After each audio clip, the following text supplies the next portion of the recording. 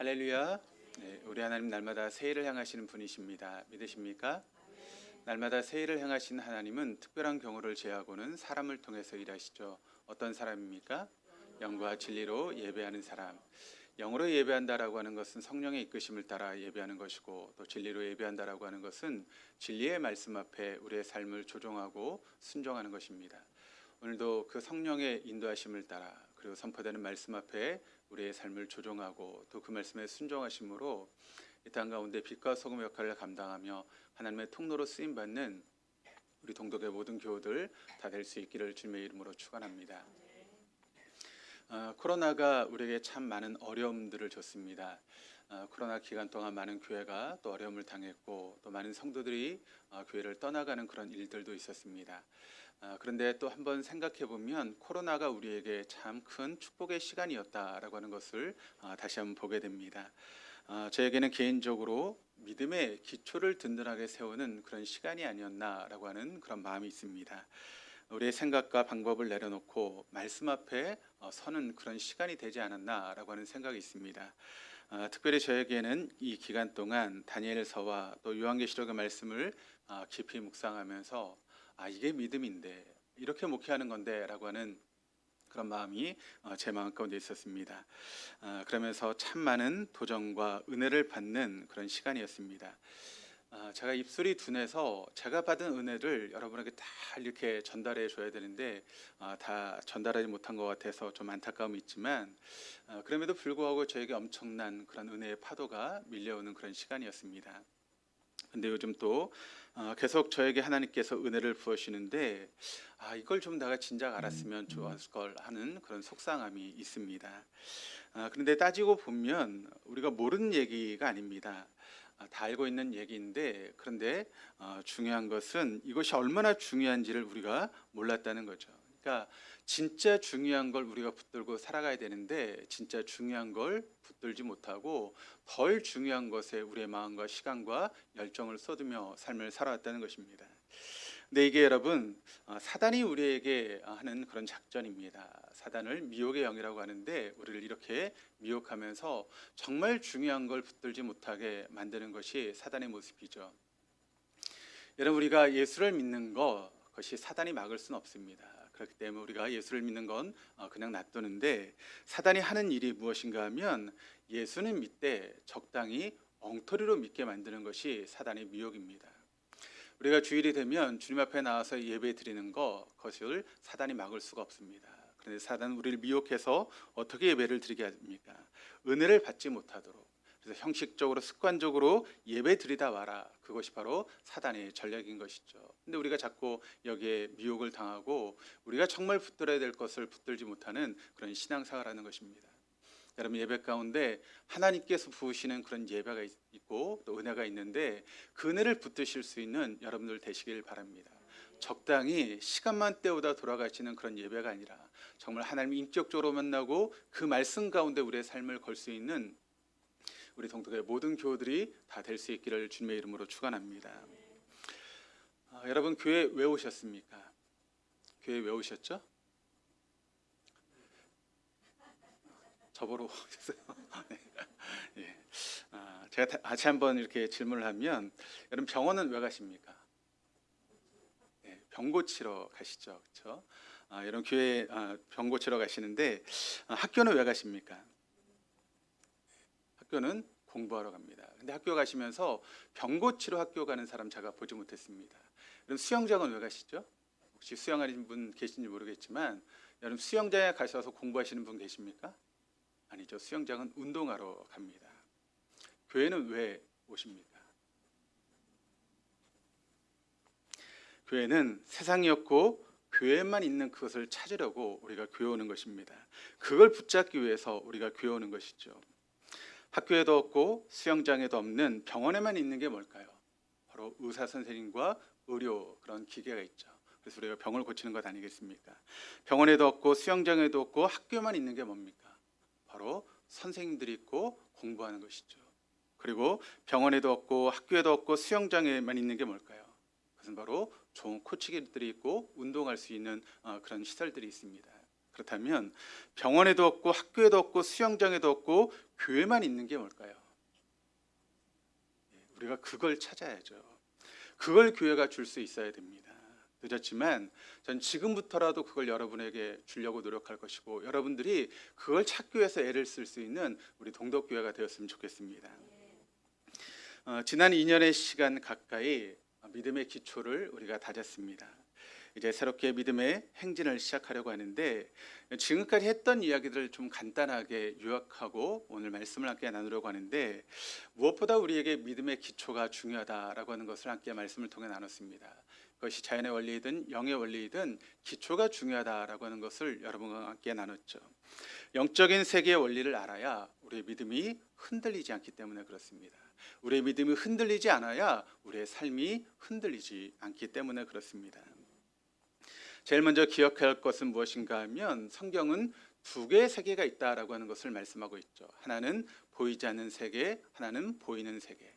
하나는 영적인 세계, 하나는 그런 물질 세계. 그렇게 세계가 있다라고 말씀을 드렸습니다. 그런데 여러분, 보이지 않는 세계는 우리의 육신의 눈으로는 볼 수 없지만 보이는 세계처럼 실제적인 것이다라고 하는 것을 말씀을 나눴죠. 그리고 우리의 믿음의 출발은 어디서부터 출발한다고 말씀을 드렸습니까? 이 보이지 않는 세계를 믿는 것으로부터, 우리가 깨닫는 것으로부터 바로 우리의 믿음이 출발한다는 것이죠. 그 다음으로 중요한 것은 이 보이는 세계가 여러분 실체이고, 보이지 않는 세계는 그림자와 같다라고 하는 것을 여러분에게 말씀을 드렸습니다. 그래서 우리가 여러분 실체가 움직여야 그림자가 움직이는 것입니다. 근데 우리는 자꾸 자꾸 바꾸려고 하고 있죠.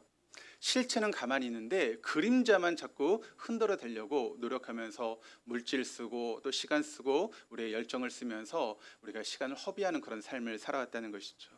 그런데 여러분, 보이는 세계는 보이지 않는 세계의 모형과 그림자라고 하는 것을 성경이 분명하게 우리에게 증거하고 있습니다. 그것을 잘 보여주는 예가 어떤 사람의 예를 통해서 우리가 함께 나눴습니까? 욥의 이야기를 통해서 함께 나눴죠. 그러니까 보이지 않는 세계 속에서 하나님과 사단이 이야기하는 것을 통해서 보이는 세계 욥의 삶이 결정되어지는 것을 우리가 함께 나누지 않았습니까?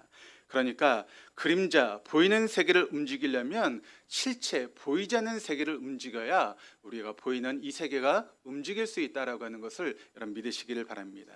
그러면 보이는 세계는 여러분 저절로 따라올 수밖에 없습니다. 왜냐하면 실체가 움직였기 때문에. 실체가 움직였는데 어떻게 그림자가 가만히 있겠습니까?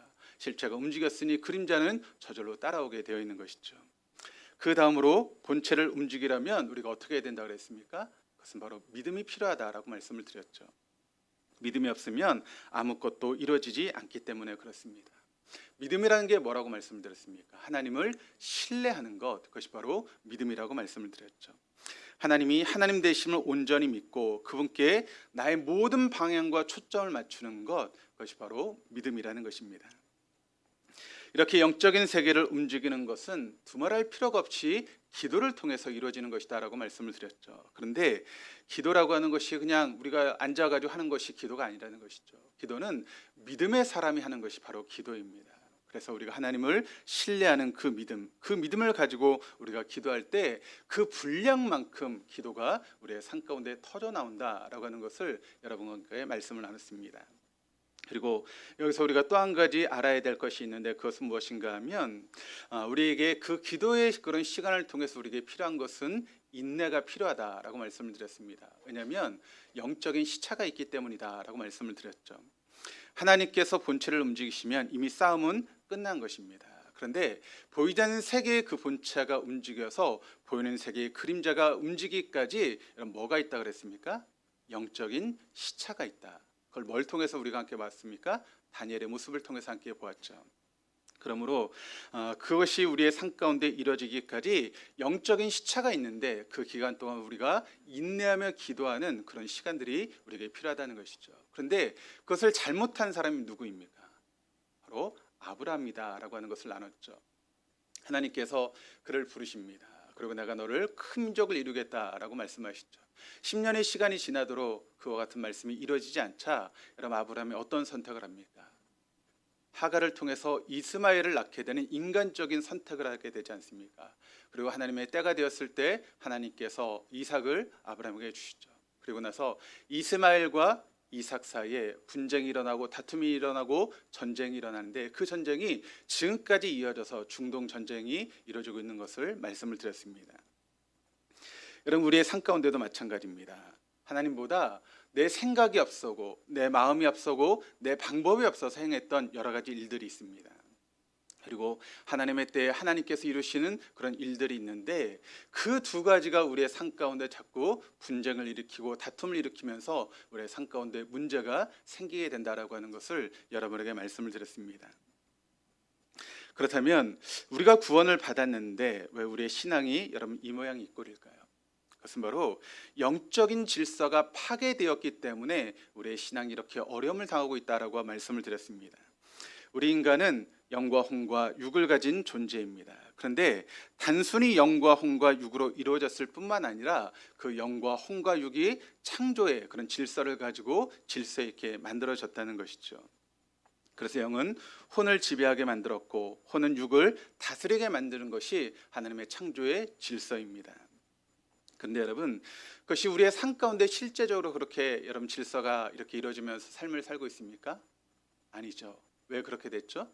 인간이 타락함으로 말미암아 그 모든 질서가 깨어졌다라고 하는 것을 말씀을 드렸습니다. 그래서 중세 유명한 신학자인 토마스 아퀴나스는 우리에게 이렇게 이야기를 하죠. 타락의 결과는 질서의 파괴다. 인간이 타락함으로써 우리가 어떤 결과가 이루어지게 되었는가 하면 하나님께서 만드신 모든 창조의 질서가 파괴되었다라고 하는 것을 여러분에게 말씀을 드렸습니다. 그래서 영이 혼을 다스리고 혼이 육을 통제할 수 있는 영적인 질서가 다 깨지면서 우리의 삶 가운데 문제와 어려움과 고난이 찾아오게 되었습니다. 이 반역의 결과 인간의 모든 질서가 깨졌습니다. 혼은 육에 대해서, 혼이 또 영에 대해서 여러분 반역을 일으키고 있다는 것이죠. 그러면서 그런 사람들에게 일어난 일들이 여러분 어떤 일이라고 그랬습니까? 그렇게 모든 질서가 깨어진 사람에게는 바로 무기력이 나타난다라고 말씀을 드렸죠. 그리고 늘 불안하고 불평과 짜증이 끊이지 않고 내가 원하지 않는 육체의 열매들이 우리의 삶 가운데 맺혀지게 되는 것이 바로 이렇게 질서가 깨어진 삶의 모습 가운데 나타나게 된다. 그러나 우리가 영이 강해지면 무기력했던 사람이 능력의 사람이 되어지고 불안한 사람에게 평강이 찾아오고 불평과 짜증이 넘치던 사람에게 감사가 넘쳐나는 그런 삶이 될 뿐만 아니라 그런 사람들은 영적인 열매를 맺어가게 된다라고 하는 것을 함께 지난 시간 함께 말씀을 나눴습니다. 오늘 계속 이제 이어서 말씀을 함께 나눌 텐데 오늘 우리가 보고 있는 이 고린도전서의 말씀은 그 사도 바울이 우리에게 어떤 이야기를 하고 있는가 하면 우리가 하나님의 성전이다라고 하는 그런 이야기를 하고 있습니다. 과거에 하나님이 여러분 구약에 어디에 계셨습니까? 건물로서 보이는 성전 안에 거하셨던 분이 우리 하나님이시죠. 근데 신약에 와서는 하나님이 어디에 거하십니까? 눈에 보이는 성전 안에 거하십니까? 아니죠. 그렇다면 지금 하나님은 어디에 거하십니까? 성전된 우리 안에 거하시는 분이 바로 하나님이십니다. 따라서 우리가 성전의 구조와 특징을 잘 살펴보면 구원받은 성도가 어떤 사람인지를 어떤 존재인지를 우리가 잘 알 수 있게 되죠. 성전을 우리가 보게 되면 세 단계로 이루어져 있습니다. 첫 번째는 맨 바깥에 있는 바깥뜰이라고 하는 그런 장소가 있습니다. 그런데 이 바깥뜰은 모든 사람이 볼 수 있고 모든 사람이 들어갈 수 있는 그런 장소입니다. 심지어는 이방인들도 이 바깥뜰까지는 들어갈 수 있어서 사람들이 거기서 이렇게 여러 가지 이야기를 하고 외적인 예배가 이루어지게 되죠. 둘째 부분은 성소입니다. 이곳은 아무나 들어갈 수 있는 장소가 아니라 오직 제사장들만 들어갈 수 있습니다. 그래서 그 제사장들이 이 성소 안에 들어가서 어떤 일을 합니까? 하나님께 제사를 드리고 향을 피올리고 불을 피고 그런 여러 가지 일들이 제사장을 통해서 이 성소에서 이루어지게 되죠. 세 번째 부분은 어디인가 하면 바로 휘장 안에 있는 지성소라고 하는 그런 부분입니다. 이 지성소라고 하는 부분은 어떤 장소인가 하면 하나님이 거하시는 장소. 그래서 누구도 함부로 들어갈 수 없는 그런 장소죠. 다만 대회상만 1년에 한 번씩 반차를 따라서 들어가서 거기서 하나님 앞에 하나님을 만나는 그런 시간이 되죠. 이렇게 세 부분으로 이루어진 것처럼 우리가 하나님의 성전이다라고 하는 것은 우리 역시도 이런 세 부분으로 이루어졌다라고 하는 것을 알아야 됩니다. 첫 번째 부분은 맨 바깥에 있는 우리의 몸입니다. 이 몸은 마치 성전의 바깥들과 같아서 모든 사람이 볼 수 있게 되죠. 지금 여러분들이 이 강대상을 향해서 누구를 보고 있습니까? 예, 저를 보고 있죠. 저의 뭘 보고 있는 것입니까? 예, 저의 문인서라고 하는 몸을 보고 있습니다. 그러니까 우리의 부분이 첫 번째 몸으로 이루어졌다는 것이죠. 사람이 바로 이 몸을 통해서 하나님의 모든 명령을 준행하게 되어 있습니다. 두 번째 부분은 무엇인가 하면 바로 혼입니다.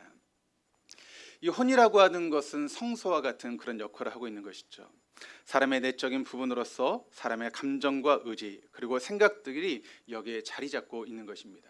세 번째 부분은 뭘까요? 그러면 바로 영입니다.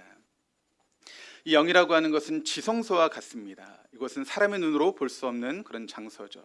이 영은 사람의 지각보다 더 깊은 곳에 있는 것이 바로 사람의 영입니다. 그리고 이곳은 사람이 감지할 수 없는 곳, 그리고 영은 하나님과 연합하고 교통하는 그런 기관이라고 하는 의미를 담고 있죠. 우리가 지난 시간 함께 말씀을 나누면서 영의 역할에 대해서 이야기를 하면서 영은 영적인 안테나와 같다. 그리고 그런 영적인 것을 담을 수 있는 그릇과 같다라고 여러분에게 말씀을 드렸습니다. 그러니까 우리에게는 이런 영의 부분이 있다는 것이죠. 그런데 중요한 것은 순서가 중요합니다. 데살로니가전서 5장 23절 말씀 우리 같이 한번 읽어보시겠습니다. 평강의 하나님이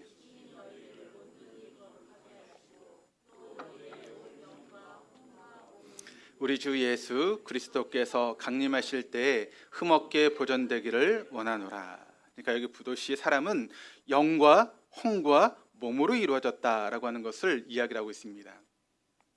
여러분, 우리가 신앙생활하면서 우리가 신앙생활을 제대로 하려면 이 중에서 우리가 뭘 알아야 되는가 하면 영과 혼을 정확하게 구분할 줄 알아야 됩니다.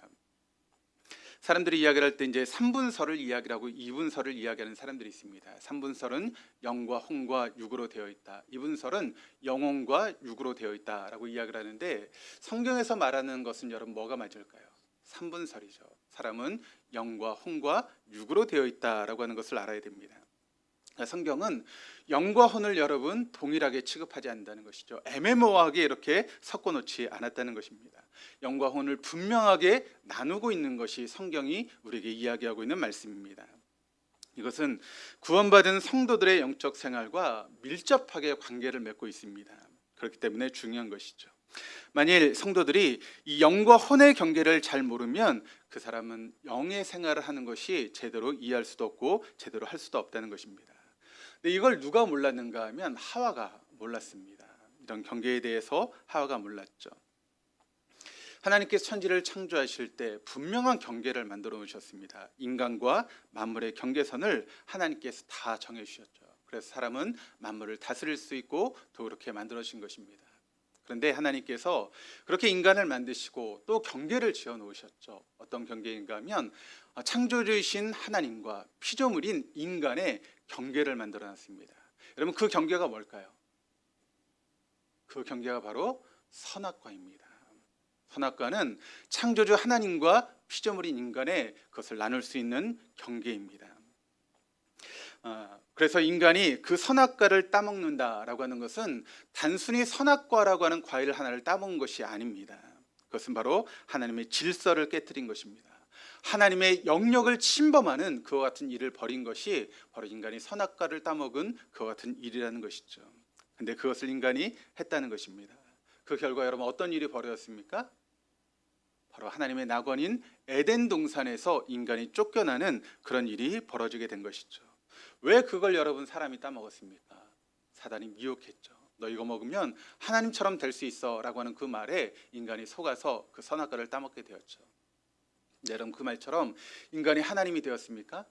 하나님 되기는커녕 오히려 에덴 동산에서 하나님 만드신 낙원에서 실락을 그와 같은 일들이 벌어지게 된 것입니다. 그러면서 여러분 모든 질서가 깨어지기 시작했죠. 질서가 여러분 시퍼렇게 살아있을 때는 공동체의 연합이 있었습니다. 그리고 공동체의 연합이 있으면 그 가운데는 평화가 있습니다. 그런데 질서가 깨지면 분열이 시작되고 분열이 시작되면 더 이상 그곳에는 평화가 없는 것입니다. 에덴 동산을 보면 하나님께서 그 아담과 하와를 에덴 동산에서 쫓아내기 이전부터 그들의 삶 가운데 그들의 사이에 분열이 일어났다라고 하는 것을 알게 되죠. 하나님께서 여러분 아담을 위해서 하와를 만드셨을 때 아담의 고백이 어떤 고백이었습니까? 이는 내 뼈 중에 뼈요 살 중에 살이라고 하는 기가 막힌 그런 고백을 하지 않았습니까? 그런데 여러분, 그런 질서가 끼어지고 죄를 범하고 나서 아담이 했던 행동은 무엇입니까? 저 여자가 나에게 주어서 내가 이것을 먹었습니다 또 하는 뱀에게 모든 책임을 전가하게 되죠. 그러니까 죽고 못 샀던 그 사이가 원수가 되어지고 완전히 관계가 끼어지는 그런 일들이 여러분 하나님의 경계를 허무는 그때부터 벌어지기 시작했다는 것입니다. 그리고 질서가 깨지면서 분열이 시작되었고, 분열이 시작되면서 평화는 온데간데 사라지고 만 것입니다. 왜 그렇게 되었습니까? 바로 경계를 허물었기 때문에 그렇습니다. 하나님 만들어 놓으신 경계를 허물자 그 모든 일들이 벌어지기 시작했다는 것이죠. 그러므로 사람들이 이 경계가 얼마나 중요한지를 모르고 있었던 그것이 바로 어리석은 선택의 결과라는 것입니다. 여러분, 이 세상은 모든 문제는 하나님께서 줄로 지으신 그 경계를 넘는 데서부터 우리 인간에게 모든 문제가 시작되고 있다라고 하는 것을 여러분 잊지 마시기를 바랍니다. 하나님 우리에게 줄로 지어준 경계가 있습니다. 그런데 인간의 욕심으로, 인간의 생각으로 그 경계를 넘기 시작할 때 우리에게는 평화가, 질서가 끼어지고 우리에겐 진정한 고통과 문제가 생기게 된다라고 하는 것을 여러분 잊지 마시기를 바랍니다. 그래서 고린도전서 14장 33절 말씀이 이렇게 증거하고 있습니다. 하나님은 무질서의 하나님이 아니라 평화의 하나님이십니다. 하나님은 질서의 하나님이라는 것이죠. 무질서의 하나님이 아니라는 것입니다. 질서의 하나님이시고 그 질서 가운데 우리에게 평화가 주어지게 된다. 그런데 그 질서가 깨어지면 더 이상 우리에겐 평화가 임할 수 없다라고 하는 것을 여러분 잊지 마시기를 바랍니다. 그렇다면 오늘 영과 혼과 육에 대해서 여러분과 함께 말씀을 나누려고 하는데, 이 영과 혼과 육 중에 가장 중요한 것은 뭘까요? 우리가 주목해야 될 것은 뭘까요? 영일까요? 혼일까요? 육일까요? 뭘 우리가 주목해야 되죠? 바로 혼을 주목해야 됩니다. 그 이야기를 여러분과 함께 풀어가려고 합니다. 가장 주목해야 될 것은 영이 아니라 혼이다라고 하는 것이죠. 우리 창세기 2장 7절 말씀 같이 한번 읽어보시겠습니다. 여호와 하나님이 땅의 흙으로 사람을 지으시고 생기를 그 코에 불어넣으시니 사람이 생명이 되니라. 여러분 제 얘기 잘 들어보시기를 바랍니다. 여기 생명이 되었다라고 하는 말이 여러분 어떤 의미일까요? 이걸 이제 히브리어 원어로 우리가 이제 번역을 하면 이게 어떤 말이 되는가 하면 살아있는 혼이 되었다라고 하는 그런 뜻입니다. 그러니까 살아있는 혼, 네페시가 되었다라고 하는 그런 이야기입니다. 그러니까 생명이 되었다는 것이 살아있는 영, 우어가 되었다라고 하는 그런 말이 아니라 생명이 되었다는 것은 살아있는 혼이 되었다라고 하는 그런 이야기입니다. 창세기 35장 18절 말씀을 보니까 여기서 그는 라헬을 이야기합니다. 그가 죽게 되어 그의 혼이 떠나려 할 때, 그러니까 이 성경의 말씀을 보면 혼이 떠나면 뭐가 되는 거예요? 사람은 죽는 것입니다. 그러니까 사람의 생사가 어디에 달려 있습니까? 우리의 혼에 달려 있다라고 하는 것이죠. 여기까지 한번 정리해 보시면 여러분 온전한 사람은 영과 혼과 육, 이 세 개가 합쳐져서 여러분 뭐가 됩니까? 살아있는 혼이 된다는 것이죠. 그러니까 우리의 영과 혼과 육이 하나로 합쳐져서 살아있는 혼이 된다는 것입니다. 그것이 바로 우리 인간이라는 것이죠. 그러니까 여기 살아있는 혼이 되었다라고 하는 이 말은 영과 몸이 연합해서 혼이 되었을 뿐만 아니라 영과 몸이 다 혼으로 합병되었다라고 하는 그런 의미의 말씀이 되는 것입니다. 좀 설명을 하면 여러분 여기에 물이 있죠. 그런데 제가 커피를 마시고 싶습니다. 그럼 어떻게 하면 되죠? 여기에 커피 믹스를 넣고 어떻게 해요? 막 저으면 뭐가 돼요? 뭐가 됩니까? 커피가 되죠. 그렇죠? 그럼 이 안에 뭐가 들어간 겁니까? 물도 있고 커피 믹스 가루도 있는데 결국 뭐가 됐습니까? 커피가 됐죠. 우리에게 영이 있고 몸이 있는데 그것이 하나가 되어서 여러분 뭐가 되었습니까? 살아있는 혼이 되었다. 그렇게 이야기하고 있는 것이죠. 이것을 성경이 살아있는 혼이 되었다라고 그렇게 이야기하는 것입니다. 어려우시죠? 네. 좀 어려운 그런 부분인데 제가 여러분에게 잘 설명하려고 막 어떻게 설명할까 막 노력도 하고 그랬습니다. 근데 제가 이걸 잘 몰랐습니다. 근데 공부하다 보니까 새로운 사실들을 많이 깨닫게 되었습니다.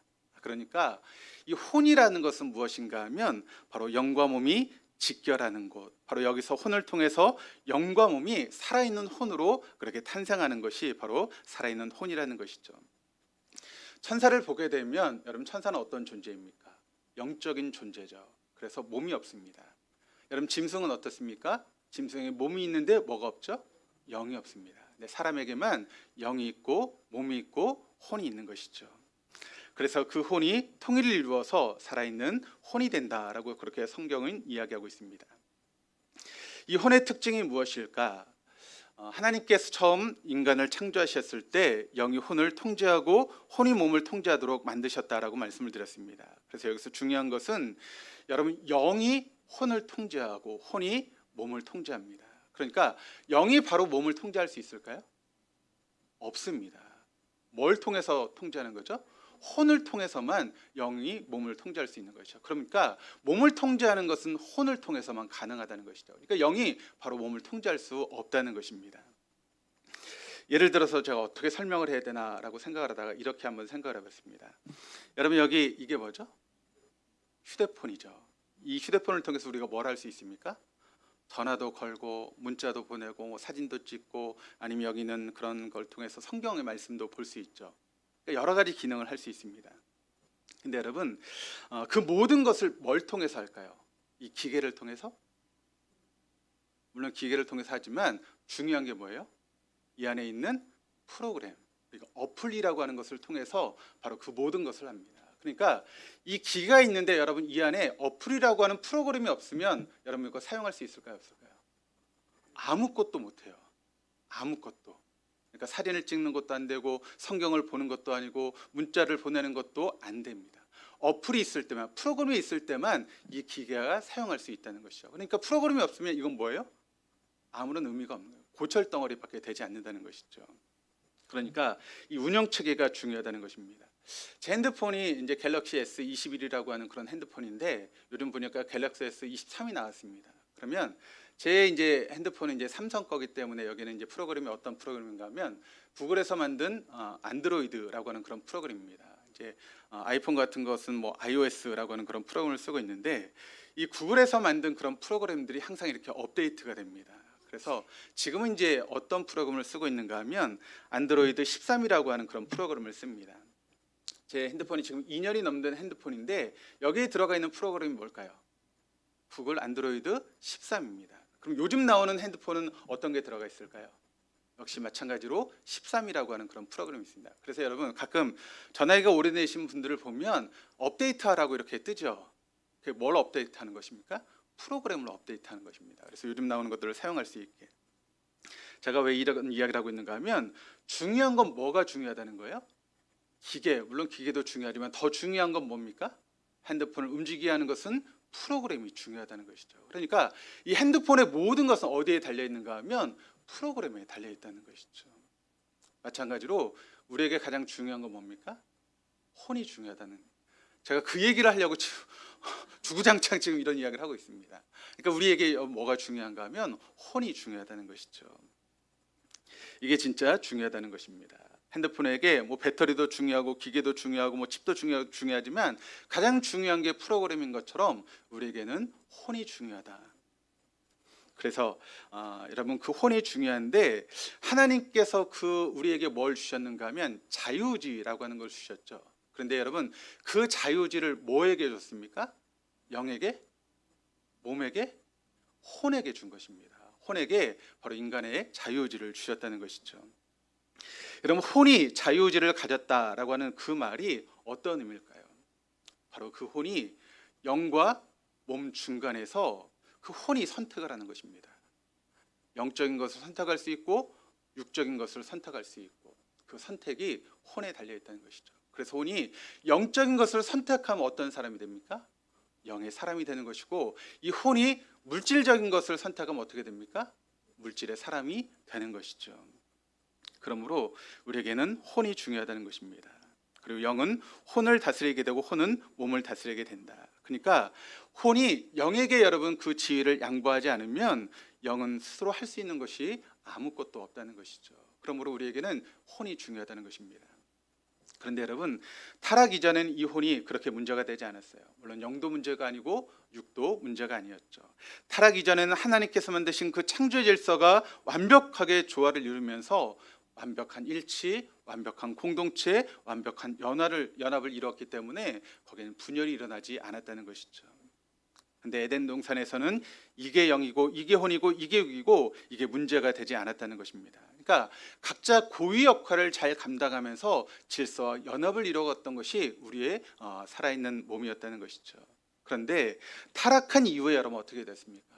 그 질서가 다 깨져버렸죠. 그래서 영은 영 나름대로, 혼 나름대로, 육은 육 나름대로 막 그 영역을 침범하기 시작하면서 문제가 생기기 시작했다는 것입니다. 이전에 여러분 혼은 어땠습니까? 철저하게 영을 섬기기 위해서 존재했습니다. 마치 예수님이 하나님을 철저하게 순종하셨던 것처럼, 성령이 철저하게 예수님을 드러내고 하나님을 드러내셨던 것처럼, 또 하나님이 예수님을 책임지시고 살려주셨던 것처럼 각자 정확하게 자기의 역할을 감당하며 자기의 자리를 지켜갔던 것이 바로 인간의 모습이었다는 것이죠. 그래서 영과 혼과 이 육이 하나의 공동체를 이루면서 그렇게 완벽한 삶을 살았는데, 이게 막 분열되기 시작하면서 각자 자기 놀기 시작하는 것입니다. 그러면서 서로 잘났다고 반역을 일으키기 시작하면서 우리의 삶 가운데 문제가 생기기 시작한 것입니다. 이렇게 반역의 결과로서 여러분 우리에게 불행이 찾아오게 된 것이죠. 거기서 분열이 생기고 거기에 미움이 생기고 거기에 다툼이 생기고 타락의 결과로서 이런 질서들이 다 깨어져 버리고 말았다는 것입니다. 이런 혼의 반역으로 말미암아 하나님의 창조의 질서가 깨지자 그 틈을 여러분 비집고 들어와서 누가 일하기 시작했습니까? 사단이, 그리고 그 졸개들이 인간을 공격하기 시작했던 것이죠. 우리가 악한 영의 대장을 뭐라고 부릅니까? 사단이라고 부르죠. 그리고 그 사단이 부르는 졸개들을 우리가 악한 영이라고 그렇게 부르는데, 그 영에는 여러분 이름이 있습니다. 어떤 이름이 있을까요? 많이 들어봤던 것처럼 만몬의 영, 분열의 영, 음란의 영, 통치, 권세, 정세, 그런 등등 이런 모든 것들이 바로 사단의 졸개들이죠.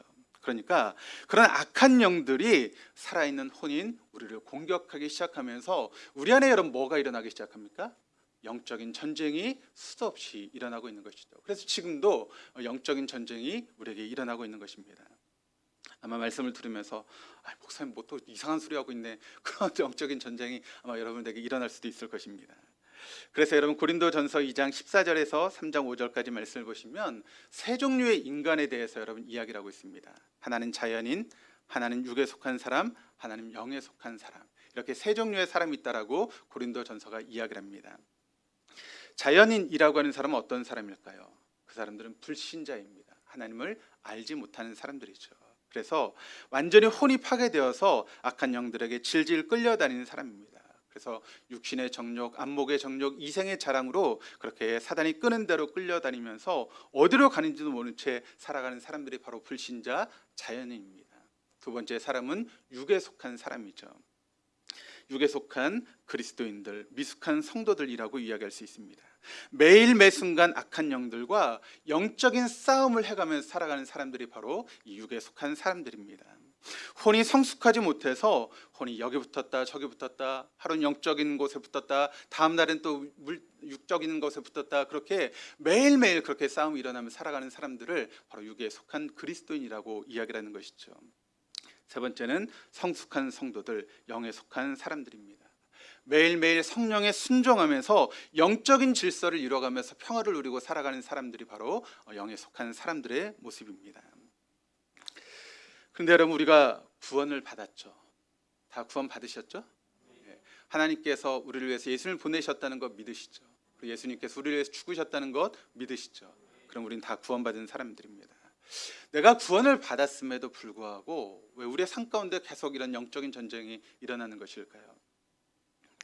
중요한 것은 그런 영적인 전쟁이 일어났음에도 불구하고 우리의 구원이 취소되는 것은 아니라는 것입니다. 여전히 우리가 만몬의 영의 그런 공격을 받고 또 분열의 영의 공격을 받고 그런 음란의 영의 공격을 받아도 하나님께서 우리를 위해서 예비해 놓으신 구원에 여러분 취소되는 것은 결코 아니라는 것입니다. 그것 때문에 매일 우리의 삶 가운데 우리 영적인 그런 전쟁이 일어나서 우리 안에서 그런 전쟁이 매일 일어난다 할지라도 우리는 결국 여러분 어떤 사람입니까? 하나님의 구원을 통해서 천국에 갈 사람이라는 것이죠. 더구나 성령님은 지금도 그런 우리를 만져가고 계십니다. 우리를 만들어가고 있다는 것이죠. 그런 치열한 영적인 전쟁 속에서 조금씩 우리를 만들어 가시는 분이 바로 하나님이십니다. 그래서 좀 더 하나님 앞에 가까이 갈 수 있도록 또 하나님의 사람이 되어줄 수 있도록 그렇게 세워가시는 역할을 바로 우리 안에 계시는 성령께서 하고 있다는 것이죠. 그러니까 여러분 결국 우리는 무엇입니까? 이겨놓고 싸우는 사람들이라는 것입니다. 이미 승리를 가지고 싸우는 사람들이라는 것이죠. 우리가 만몬의 영의 괴롭힘을 당하고 분열의 영이 나를 힘들게 만들어도 나는 결코 피하지 않을 것이다. 나는 결국 승리하게 될 것이다. 그런데 여러분 그런 승리를 우리가 여러분 할 때 편하게 하려면 어떻게 해야 될까요? 좀 더 편하게 승리를 거머쥐려면 여러분 빨리 성령께 순종하면 됩니다. 영이 이끄시는 대로 순종하면 우리가 좀 더 편하게 여러분 승리를 거머쥐게 되는 것이죠. 그런데 자꾸 그런 혼에 우리가 정신이 팔려서 자꾸 육적인 것을 하다 보면 우리의 삶 가운데 어려움이 찾아오고 고난이 찾아오고 매를 맞고서야 하나님께 돌아오는 그런 어리석은 삶을 살게 되는 것이죠. 그러니까 여러분의 삶이 조금이라도 편하려면 어떻게 해야 돼요? 성령에게 순종하시길 바랍니다. 거기에 진정한 평화가 있고 거기에 진정한 축복이 있기 때문에 그렇습니다. 괜히 이렇게 돌아다니다가 매 맞고 돌아오지 마시고 빨리 하나님 앞에 돌아오셔서 성령에게 순종하시기를 바랍니다. 말씀을 정리하겠습니다.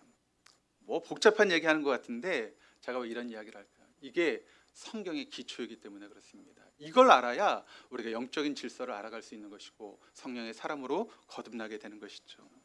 죄로 말미암아 우리가 경계선을 넘었습니다. 그 경계선을 넘으면서 죄가 찾아왔습니다. 죄로 말미암아 영적인 질서가 다 깨지면서 분열이 일어나기 시작했고 평화가 깨지고 말았습니다. 이걸 회복하는 게 구원입니다. 공동체의 질서를 회복하고 경계선을 절대 넘지 않고 하나님께서 맡겨주신 역할에 충실함으로 어느 자리에 있든지 거기서 평화를 이루어가는 그것이 바로 구원받은 성도들의 모습이라는 것이죠. 지난 시간 제가 말씀을 드리면서 영에 관한 이야기를 하면서 영이 예민한 것과 영이 강한 것은 다르다라고 말씀을 드렸죠. 영이 강하다라고 하는 것은 성령이 내 안에서 강하게 자리 잡고 역사하는 것을 말한다라고 말씀을 드렸죠. 오늘은 혼에 대해서 여러분에게 말씀을 드렸습니다. 혼은 강하고 약하냐의 문제가 아닙니다. 혼은 여러분 잘 들으시길 바랍니다. 올바로 사용하느냐 아니냐의 문제라는 것이죠. 혼이 강한 사람이 올바로 사용하면 그 혼을 가지고 철저하게 질서에 순종하게 됩니다. 그런데 혼이 강한 사람이 병들어 있으면 여러분 그때부터 온 삶이 엉망진창이 되죠. 매일 다툼이 일어나고 매일 분쟁이 일어나고 분열이 일어나는 그런 삶을 살아갈 수밖에 없다는 것입니다.